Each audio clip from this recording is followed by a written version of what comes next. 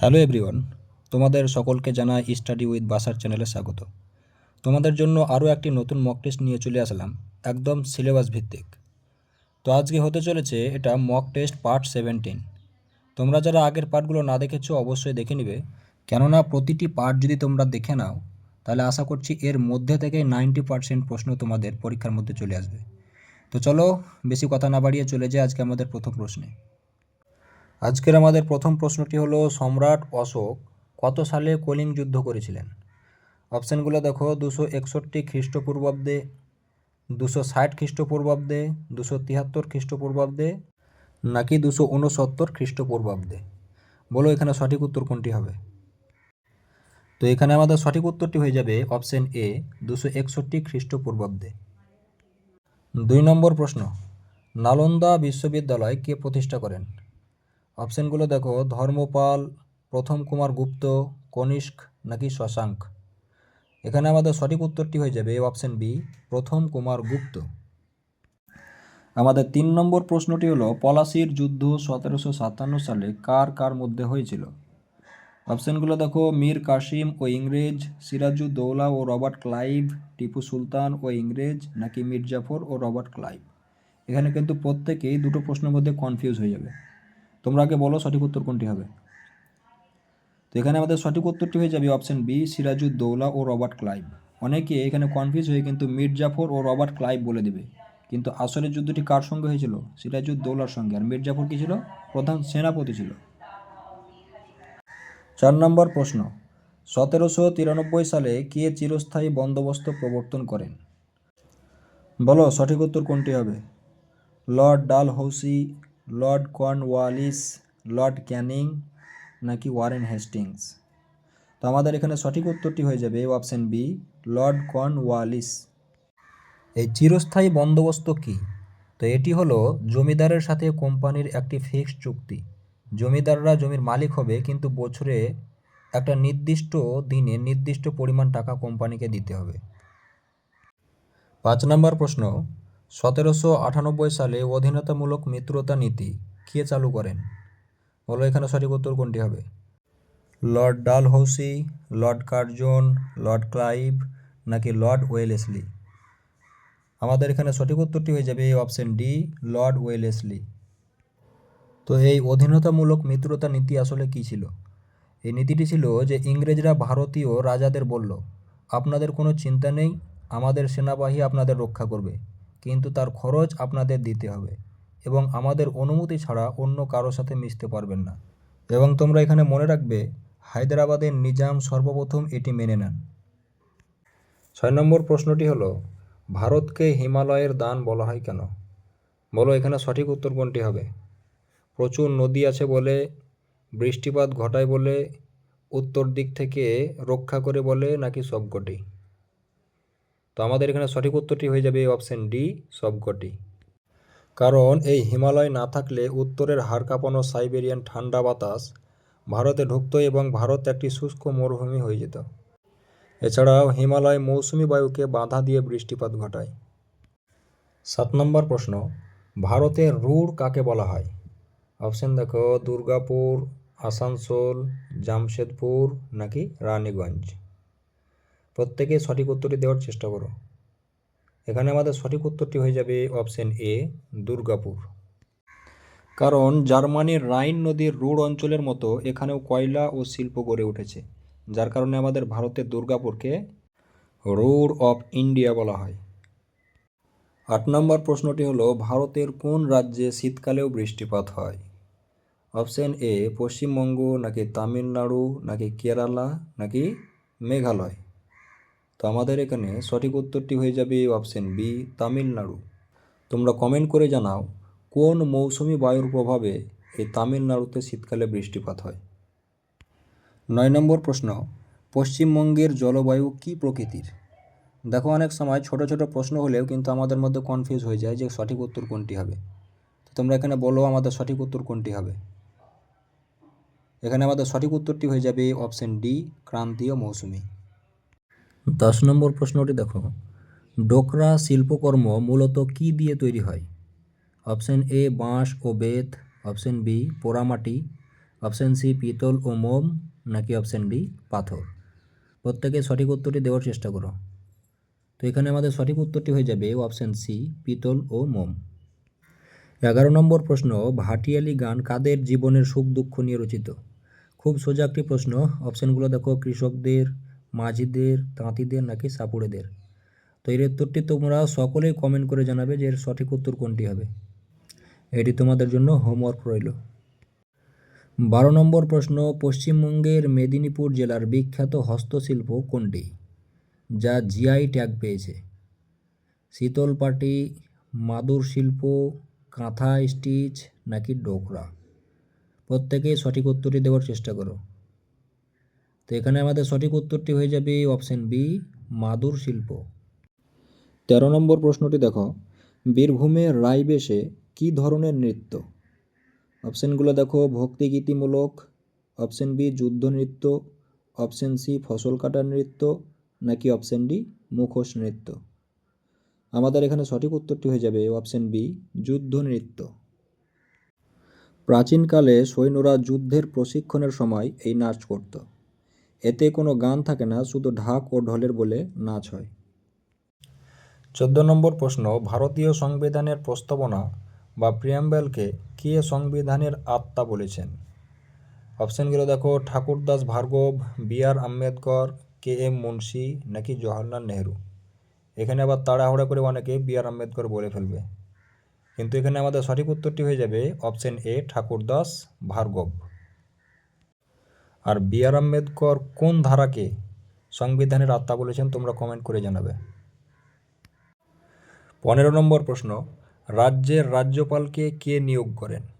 Option A মুখ্যমন্ত্রী, নাকি option B প্রধানমন্ত্রী, নাকি রাষ্ট্রপতি, নাকি অপশান ডি প্রধান বিচারপতি?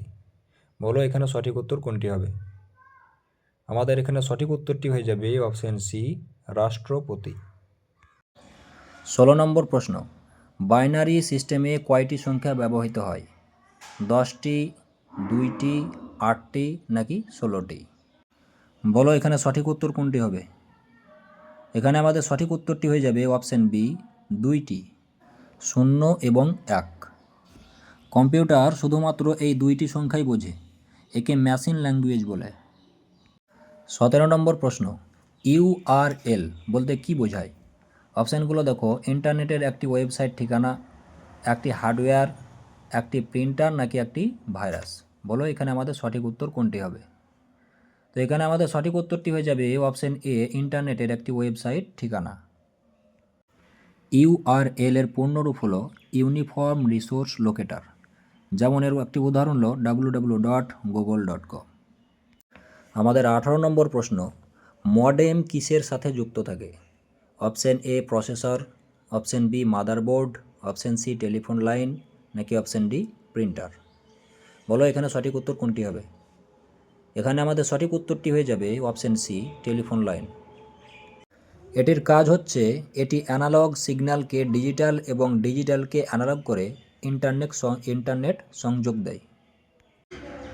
আমাদের 19 নম্বর প্রশ্নটি দেখো, ভারতের জাতীয় ক্রীড়া দিবস কবে পালন করা হয়? 15ই আগস্ট, 2 অক্টোবর, 29শে আগস্ট, নাকি 26শে জানুয়ারি? বলো এখানে সঠিক উত্তর কোনটি হবে? আমাদের এখানে সঠিক উত্তরটি হয়ে যাবে অপশান সি 29শে আগস্ট। তোমরা মনে রাখবে এটি হকির জাদুঘর মেজর ধ্যানচাঁদ এর জন্মবার্ষিকী উপলক্ষে পালন করা হয় এবং ভারতের সর্বোচ্চ ক্রীড়া সম্মান হল মেজর ধ্যানচাঁদ খেলারত্ন পুরস্কার। 20 নম্বর প্রশ্ন, ভারতের মহাকাশ কর্মসূচির জনক বা father of Indian space programme কাকে বলা হয়? অপশানগুলো দেখো, এপিজে আব্দুল কালাম, বিক্রম সারাভাই, সতীশ ধাওয়ান, নাকি হোমি জাহাঙ্গীর ভাবা? প্রত্যেকে সঠিক উত্তরটি দেওয়ার চেষ্টা করো। এখানে আমাদের সঠিক উত্তরটি হয়ে যাবে অপশান বি বিক্রম সারাভাই। এছাড়াও এপিজে আব্দুল কালামকে বলা হয় মিসাইল ম্যান এবং হোমি জাহাঙ্গীর ভাবাকে বলা হয় পারমাণবিক কর্মসূচির জনক। আমাদের নেক্সট প্রশ্ন জেনারেল রিজনিং থেকে কি বলছে, অমিতকে দেখিয়ে রিনা বলল ওর মায়ের একমাত্র নাতি হলো আমার মেয়ে, তাহলে রিনা অমিতের কে হয়? অপশানগুলো দেখো, বোন, স্ত্রী, মা, পিসি। তোমরা ভিডিওটিকে পজ করে আগে উত্তরটি বলার চেষ্টা করো, তারপরে আমার উত্তরের সঙ্গে মিলিয়ে নেবে। তো তো এখানে আমাদের সঠিক উত্তরটি হয়ে যাবে অপশন বি, স্ত্রী। চলো এবার লজিকটা দেখে নেওয়া যাক। অমিতের মায়ের একমাত্র নাতি মানে হচ্ছে অমিতের সন্তান। সেই সন্তানটি যদি রিনার মেয়ে হয়, তার মানে রিনা সেই সন্তানের মা। তাহলে অমিত বাবা এবং রিনা যদি মা হয়, সুতরাং রিনা হলো অমিতের স্ত্রী। 22 নম্বর প্রশ্নটি দেখো, প্রশ্নচিহ্নের স্থানে কোন সংখ্যা বসবে? 4, 11, 30, 67, 128। তাহলে জিজ্ঞাসা চিহ্নে তারপরে সংখ্যাটি কত হবে? 219 নাকি 228 নাকি 231 নাকি 240? আগে তোমরা উত্তরটি বার করার চেষ্টা করো। আমাদের এখানে উত্তরটি হয়ে যাবে অপশন এ, 219। এবার কিভাবে 219 হলো একটু দেখা যাক।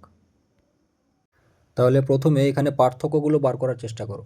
4 থেকে 11 7 পার্থক্য, 11 থেকে 30 যেতে 19, 30 থেকে 67 37, তারপরে 67 থেকে 128 যেতে 61। এবারে দ্বিতীয় পার্থক্যগুলো যদি আমরা বার করি, এভাবে কিন্তু আমাদেরকে ধাপে ধাপে এগিয়ে যেতে হবে। পাশে আমি লজিকটি দিয়ে দিচ্ছি, তোমরা দেখে নিও। যদি বুঝতে না পারো কমেন্ট করে জানাবে, আমি বুঝিয়ে দেওয়ার চেষ্টা করব। 23 নম্বর প্রশ্নটি দেখো, পি কিউ এর চেয়ে লম্বা কিন্তু আর এর চেয়ে খাটো। এস হচ্ছে পি এর চেয়ে খাটো কিন্তু কিউ এর চেয়ে লম্বা। তাহলে এদের মধ্যে কে উচ্চতায় তৃতীয়? তোমরা একটুকু চিন্তা করো এবং বার করার চেষ্টা করো, দেখো অবশ্যই উত্তরটি বার করতে পারবে। তো আমাদের এখানে সঠিক উত্তরটি হয়ে যাবে অপশন ডি, এস। এবার লজিকটি দেখে নাও। আমরা যদি এটাকে বড় থেকে ছোট হিসাবে সাজাই, তো দেখো সব থেকে বড় হবে আর, তারপরে পি, তারপরে এস, তারপরে কিউ। তাহলে তৃতীয় হয়ে যাচ্ছে আমাদের এস, অর্থাৎ আমাদের সঠিক উত্তর কী হয়ে যাবে? Option D, S. 24 নম্বর প্রশ্ন, বিবৃতিতে বলা হয়েছে শুধুমাত্র সাহসীরাই সেনাবাহিনীতে যোগ দেয়। তথ্য, রাহুল সেনাবাহিনীতে যোগ দেয়নি। এবার সিদ্ধান্ত কি বলা হয়েছে? রাহুল সাহসী নয়। এই সিদ্ধান্তটি কি সত্য? বলো এখানে সঠিক উত্তর কোনটি হবে? সত্য নাকি মিথ্যা নাকি বলা সম্ভব নয় নাকি সম্ভবত সত্য?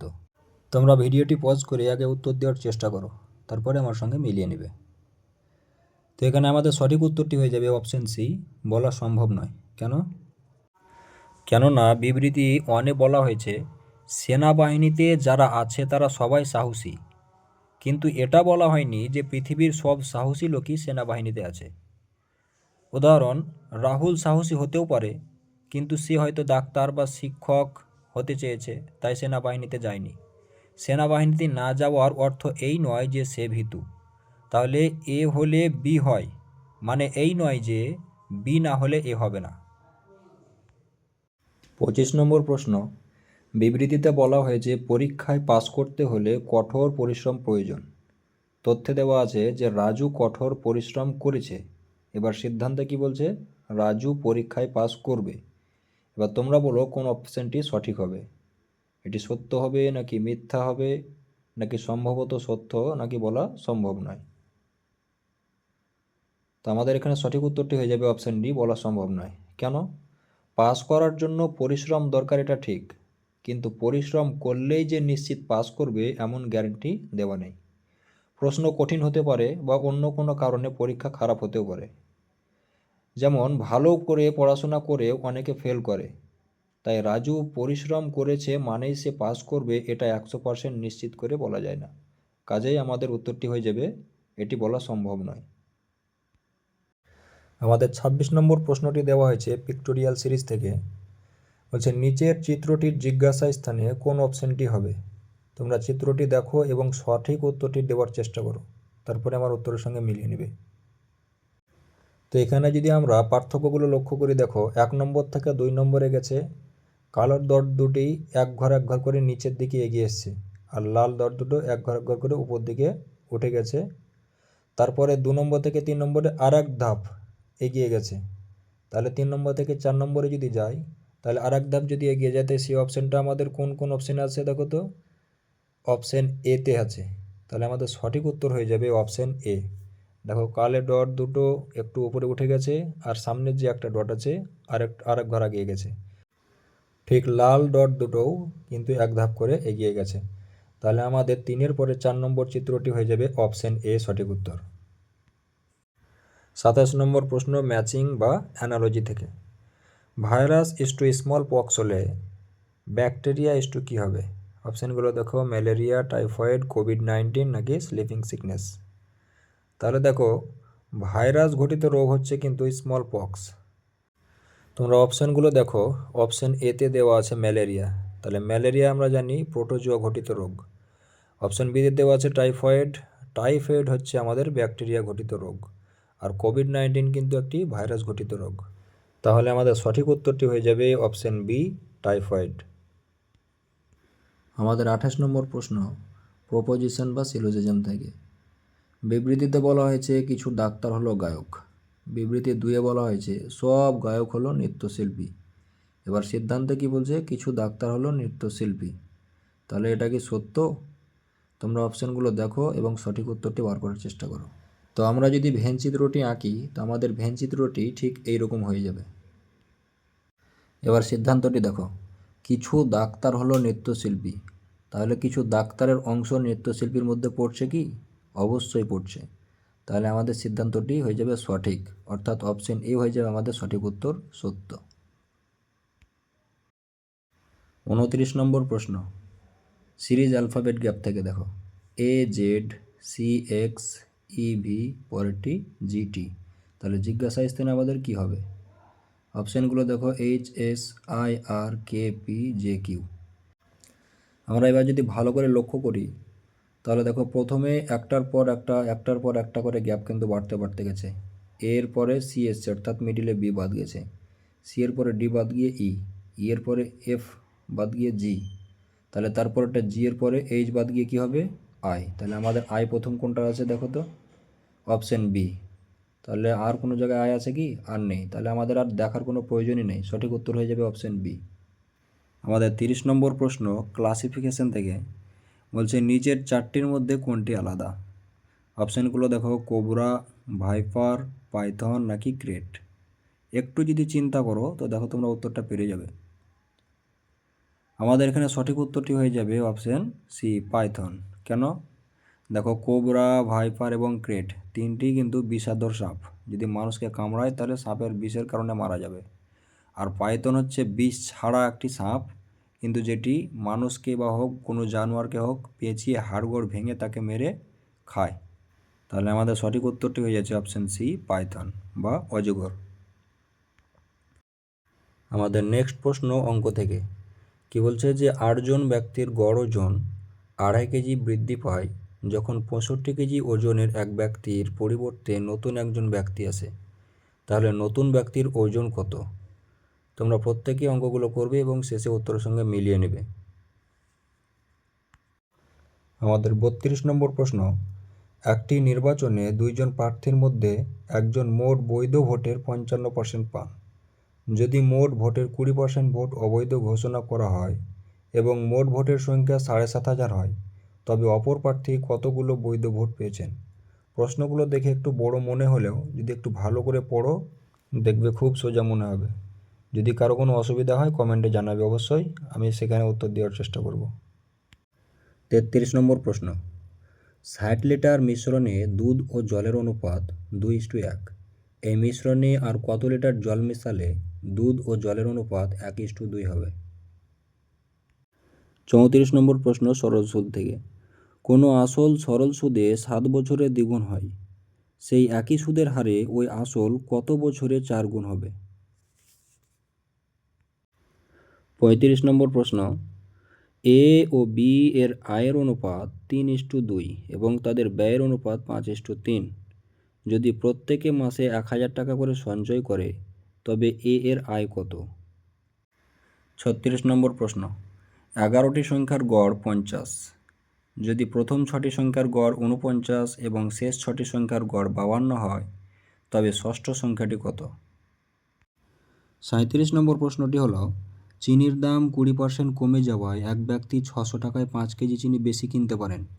তাহলে চিনির পূর্বের মূল্য প্রতি কেজি কত ছিল? আমাদের 38 নম্বর প্রশ্নটি হলো, কোনো আসল সরল সুদে 3 বছরে সুদে আসলে 815 টাকা এবং 4 বছরে সুদে আসলে 854 টাকা হয়। তাহলে আসল কত? 39 নম্বর প্রশ্ন, 3টি ঘন্টা যথাক্রমে 9, 12 এবং 15 মিনিট অন্তর বাজে। সকাল 10টার সময় তারা একত্রে বাজার পর আবার কখন তারা প্রথমবার একত্রে বাজবে? 40 নম্বর প্রশ্ন, দুটি সংখ্যার গসাগু ও লসাগু যথাক্রমে 12 এবং 336। যদি একটি সংখ্যা 48 হয় তবে অপর সংখ্যাটি কত? খুব সোজা প্রশ্ন, ঝট করে উত্তর বার করতে পারবে। এবার তোমরা প্রত্যেকে উত্তরগুলো মিলিয়ে নাও। তো এই ছিল আজকে আমাদের অতি গুরুত্বপূর্ণ একটি মক টেস্ট। ভিডিওটি কেমন লাগলো অবশ্যই কমেন্ট করে জানাবেন। যদি ভালো লেগে থাকে অবশ্যই একটি লাইক দিয়ে ভিডিওটিকে বেশি বেশি শেয়ার করার চেষ্টা করবেন। আর যারা চ্যানেলটিতে নতুন তারা চ্যানেলটিকে অবশ্যই সাবস্ক্রাইব করে দিবেন এই ধরনের ডেইলি ভিডিও পাওয়ার জন্য। তো চলো দেখা হচ্ছে পরের ভিডিওতে, ততক্ষণ ভালো থাকো, সুস্থ থাকো, টাটা।